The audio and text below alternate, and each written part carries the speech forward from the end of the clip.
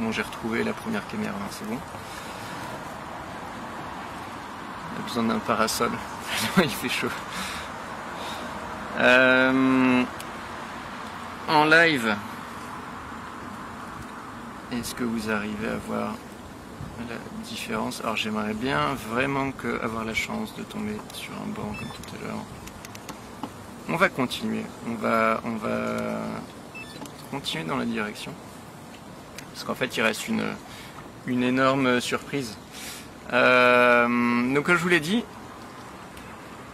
cette sonde on l'a découverte il y a quelques semaines. Donc c'était à l'occasion d'une journée sur La Rochelle. Après j'ai reçu celle-ci, donc c'était top secret.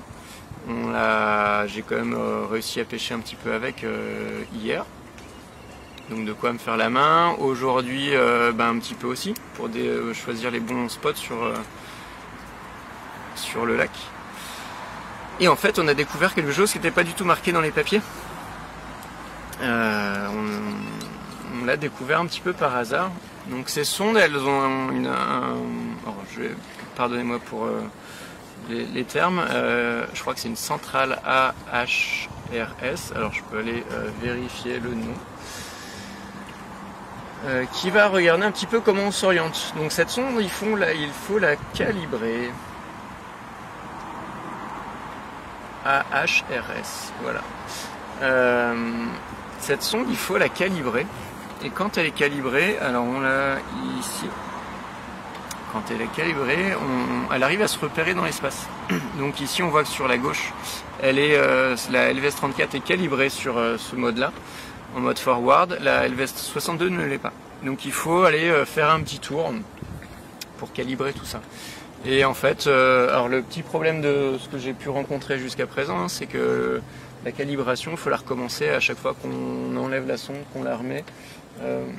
Jusque là j'ai pourtant calibré la 62 dans tous les modes, et là il faut que je la recalibre à nouveau. Par contre en la calibrant, on s'est rendu compte qu'elles vont pouvoir se communiquer entre elles, et on va voir quelque chose de juste un outil formidable. Parce que les utilisateurs de la 32, je pense qu'on a tous rêvé à un moment de voir quelque chose. Donc on a la vue perspective qui est top pour aller regarder les structures et chercher des poissons. Et après on ne sait jamais, vous avez je pense tous essayé, on ne sait jamais à quelle profondeur sont les poissons. On les voit disparaître en fait, plus on se rapproche, plus les poissons disparaissent, parce que le faisceau est seulement de 20 degrés. On perd les poissons assez vite quand on se rapproche dessus. Et en fait ce qu'on a découvert, c'est que la 62 avec la 34, alors c'est cher, mais en fait les deux sont largement compatibles. Autant la 32-34 vont fonctionner sur les mêmes fréquences, du coup elles vont se poser des problèmes. C'est pas conseillé de les avoir les deux côte à côte. Et là comme vous pouvez le voir, les deux côte à côte ça fonctionne. Si je passe ici, alors je vais pour l'occasion arrêter, je vais arrêter la 34 et la 62. Il n'y a quasiment pas eu de changement, voire pas de changement. On a regardé, donc je la remets,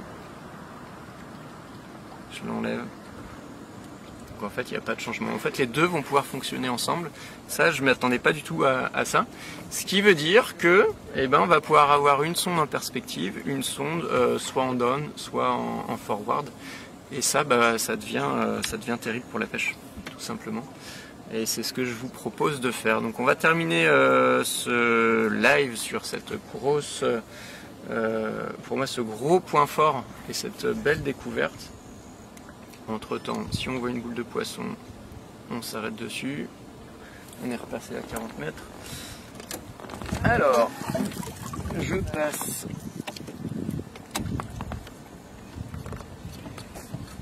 en perspective.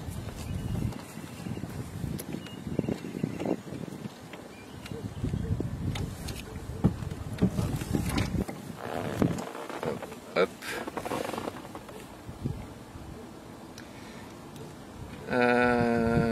Orientation, perspective. Et donc là j'ai ma vue perspective. Ici il y a quelque chose de sympa. Mais on va s'arrêter là, d'ailleurs on va faire une petite pause. Et là maintenant je vais en profiter pour calibrer. Alors je vais le faire sur les deux en même temps.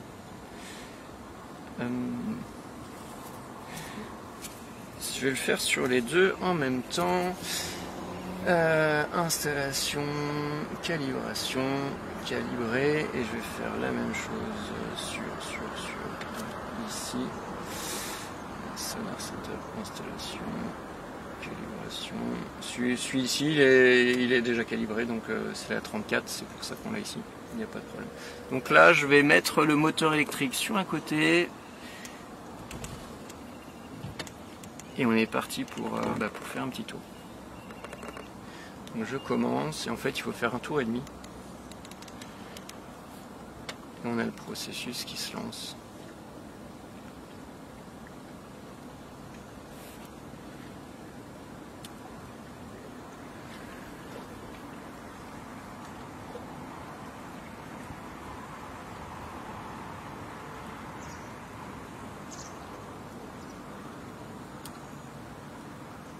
Bon, faut pas trop le faire, hein, parce que au bout d'un moment ça donne un petit peu le tournis.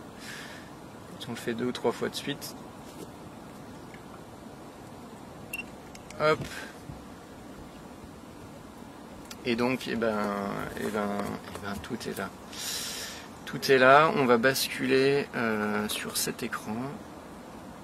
Alors, comme vous le voyez, et c'est là où j'adore cette fonctionnalité.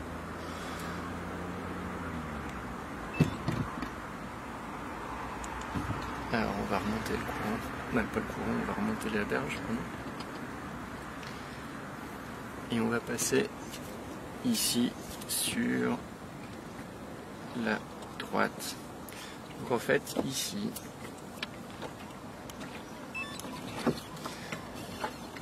ça c'est la vue perspective. Et là ici vous avez la vue forward de l'autre sondeur de la 34. Donc là je sais exactement où est en train de regarder la 34. Donc ce qui arrive ici sur les poissons, ce que je vois en perspective, alors je vais agrandir un petit peu la fenêtre parce que je peux aller chercher très loin. D'ailleurs on va le faire tout de suite. Regarde, pardon, je le refais. Regarde un petit peu, on récupère des échos là de poissons à 55 mètres. Et je sais que ma sonde, la LVS 34 qui est en dessous, je sais dans quelle direction elle est. Donc je vais juste la tourner pour la mettre droit devant le bateau. Et en fait je vais orienter avec le bateau tout simplement. Donc on le retrouve ici, hein, là c'est l'arc de la perspective de la 62. Et à l'intérieur, si vous regardez bien, à l'intérieur en petit on voit la sonde de la 34. En dessous, même chose, en jaune on voit la 34 et on voit l'arc en dessous de la 62. Donc je sais exactement où regardent mes sondes et après ça devient un petit peu... alors on peut avoir un grand débat là-dessus, hein. Ça devient un petit peu facile de se diriger sur un poisson. Alors ça va pas le faire mordre, loin de là, mais en tout cas on les trouve beaucoup plus facilement. Alors j'ai... avec le mode perspective, on va essayer de chercher le poisson, d'orienter le bateau. Des fois c'est un petit peu compliqué de prendre ses repères parce qu'on bouge la sonde, etc. Ici avec le mode perspective, et du coup on navigue à l'avant, on voit pratiquement tout ce qu'il y a à l'avant. Donc là je vois 50 mètres de chaque côté. Donc s'il y a une structure, et là normalement d'ailleurs ici on voit sur la droite qu'il y a de la réflexion. Donc là on est en train d'arriver sur un plateau sur la droite. Et dès qu'il y a une structure, on va la voir. On va la voir beaucoup plus facilement. Quand elle est avec la 32 ou la 34 en mode perspective, quand on est à 20-25 mètres, c'est déjà pas mal. Ici, j'ai 33 mètres de fond, donc en fait, je peux même aller m'amuser à aller chercher plus loin. Et j'arrive encore à détecter des choses. D'ailleurs, je vais pousser. Ouais, ça commence à être compliqué à 100 mètres quand même. Mais on arrive à détecter des choses. Là j'ai l'impression qu'on a un banc de poissons et on va tenter, hein.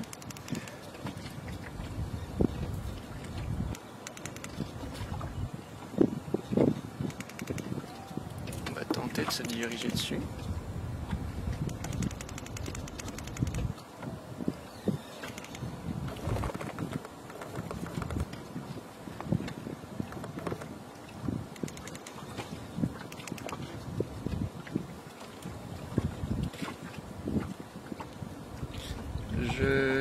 perdu. Je l'ai perdu. Je reviens un petit peu. Je vais agrandir. On va chercher un poisson. Je vais essayer de vous montrer comment essayer de trouver un poisson, à quel point ça peut être un jeu d'enfant. Donc on va essayer d'en trouver un qui est pas vilain quand même, hein. Tant qu'à faire. Donc on va essayer de trouver. Ouh là, il y a un joli écho. Ici un joli écho. Donc là je vais essayer de me mettre dessus dans la bonne direction. Donc le problème c'est que alors c'est pas un problème, mais la sonde a un cône de 20 degrés en mode perspective, donc on peut perdre vite le poisson. Je reviens un petit peu plus sur la droite. Du coup en me dirigeant, donc là je l'ai ici et je suis censé le retrouver. 25 mètres, il est ici, voilà. Et alors c'est pas un poisson, c'est un groupe de poissons. Donc on les voit ici, hein. Ils sont 3, 4. Alors, on les voit sur la 34, ils sont 4, 5. Ils sont 5. Voilà. Ici j'ai 5 poissons, on les voit arriver. Donc vous voyez que, je veux dire, c'est un peu simple. Alors bougez pas parce que sinon je pars dans les bouées. C'est assez simple et là tous les pêcheurs même en eau douce, en pélagique, et j'ai envie de dire que ça devient un petit peu simple quand même, avec cette fonctionnalité qu'on vient de découvrir. Et c'est un petit peu fou, c'est un jeu d'enfant en fait d'aller coller le poisson dans la sonde. Donc là je le répète, mode perspective. Le mode perspective et la LVS 34 en dessous en forward. Je bouge même, et en fait là j'active aucune sonde, j'active je touche plus sur, voilà, je suis pas en train de chercher dans tous les sens. Là avec, je regarde devant avec la 62 en perspective. Je cible un poisson, je me dirige dessus avec, alors là avec pour le coup, avec un force, c'est encore plus facile. Je le pointe dans la direction et je l'amène sous le bateau. Je vois à quelle profondeur il est. Alors, soit on va le faire en pélagique vraiment vertical, soit s'il commence à se faire beaucoup, parce que les poissons, on commence à se méfier des techniques pélagiques, de pêche en pélagique. S'il commence à beaucoup se faire, notamment en Hollande, c'est du pélagique casting. Donc, on va aller repérer le poisson. Alors, vous l'avez peut-être vu sur un Zunder Pro, je crois, de mémoire. Voilà, pélagique casting, on s'arrête avant à 10-15 mètres. Alors ça c'est quand la sonde ne pouvait pas aller trop loin, mais là maintenant on sait où est le poisson. On s'arrête on s'arrête à 10, 15, 20 mètres et on va lancer directement sur le poisson, et du coup on sait à quelle profondeur il est. Donc ça c'est le gros avantage. On va le refaire ici, le mixage des deux. Donc j'ai par exemple, on voit que le poisson, je vais me mettre un petit peu sur la gauche. Je vais partir sur la droite parce que j'ai des bouées sur la gauche.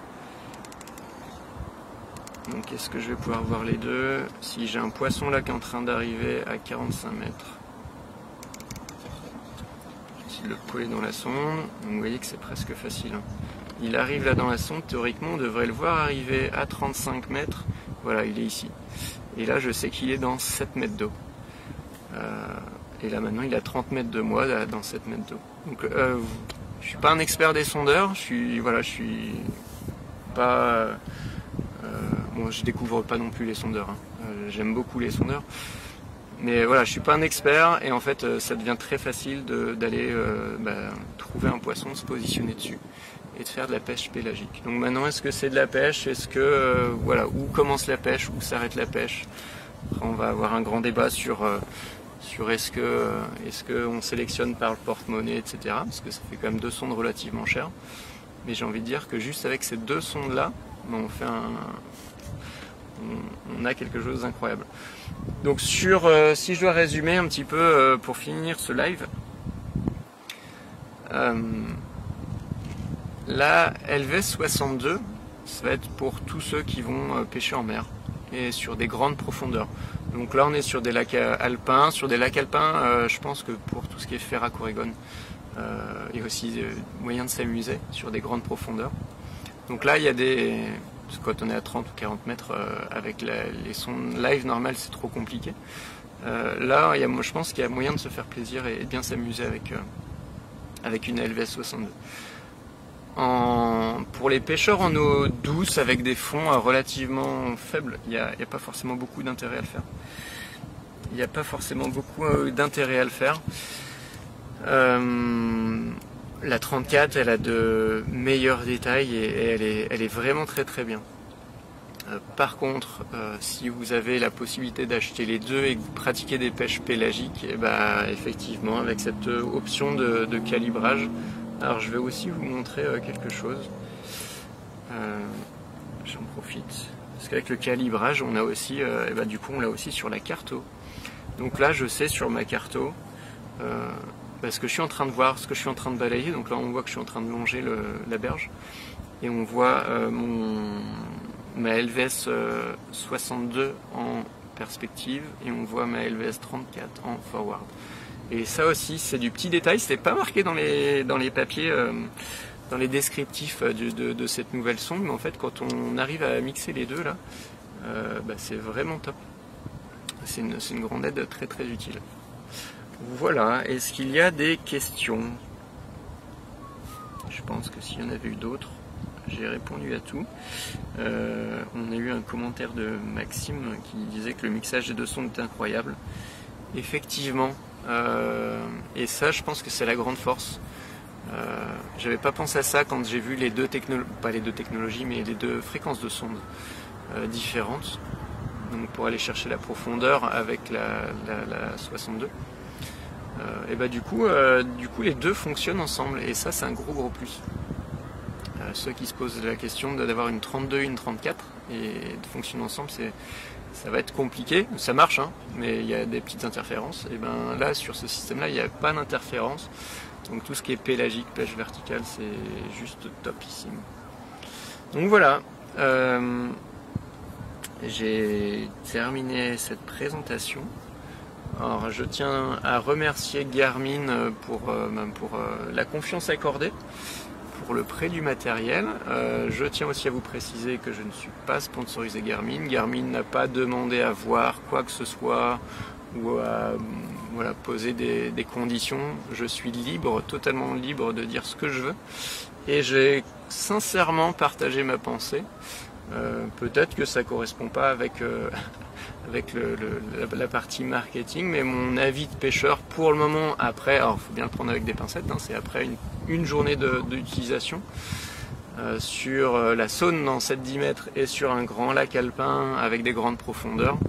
Voilà. Sur le pêcheur en eau douce, il y a un intérêt pour les pêches pélagiques, les pêches verticales, pour poser le poisson sous le bateau facilement. Sinon, la 34, la 34 fait largement le job et sera mieux en niveau de détail. Je suis pas sûr qu'on ait la chance de voir un banc de poisson blanc pour faire la différence entre les deux. Donc on va arrêter ce live et on va se dire à bientôt sur l'eau très certainement et j'espère avec de nouvelles nouveautés. Salut!